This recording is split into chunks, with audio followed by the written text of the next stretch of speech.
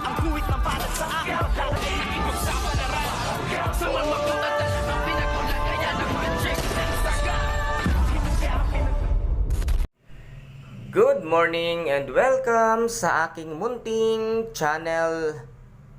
Gulat na gulat ngayon itong ang si Doña Vitina nang malaman niyang totoo pala ang sinasabi ng kanyang apong si Catherine na susugurin pala sila ng mga Montenegro dahil nga sa ginawa nilang pagbaril kay Don Pepe, at ngayon ay galit na galit nga itong si Ramon kung kaya't laking gulat nga ni Doña Vitina nang biglang bungguin ng mga sasakyan ang kanilang gate, na ngayon nga ang kanilang narinig ngayon ay ang alingaw-ngaw ng mga bala at putukan, na ngayon nga ay hindi na alam halos ang gagawin ni Doña Vitina dahil hindi niya pinakinggan ang kanyang apong si Catherine, at ngayon ay galit na nagtanong sa kanila si Ramon kung nasaan si Don Facundo, at kinakailangan na nga itong tapusin ngayon nitong si Ramon at ni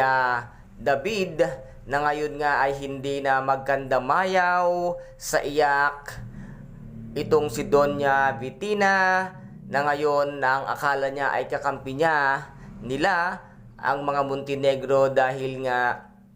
binakasalan ni Catherine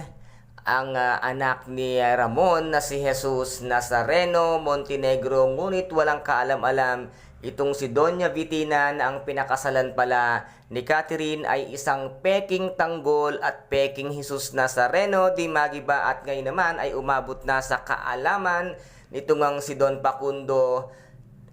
na sinugod na sila ng grupo nitong si Ramon, na ngayon nga ay marami na ang nakitil na mga tauhan nga ni Don Facundo, at ngayon ay agad nga nilang sinugod at pinuntahan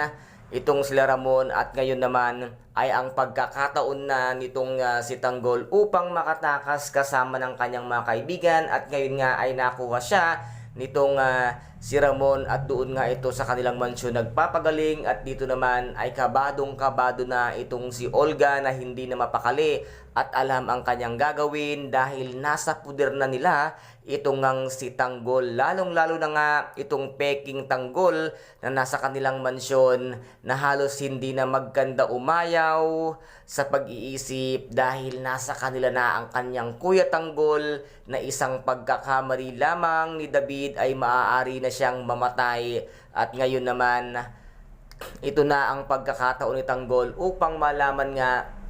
nitong si Ramon ang katotohanan na matagal niya nang nais tuklasin dahil nga sa magkahawig sila nitong si Tanggol. Kaya guys, ito po ang ating pakaabangan dito nga sa tinuguriang pambansang teleserye FPJ ang Batang Quiapo. At kung nagustuhan po ninyo ang aking videos for today, paki-subscribe na lamang po ng aking channel, paki-like and share para maging update kayo sa lahat ng gagawin kong videos. Maraming salamat po. Ingat, God bless, and bye-bye!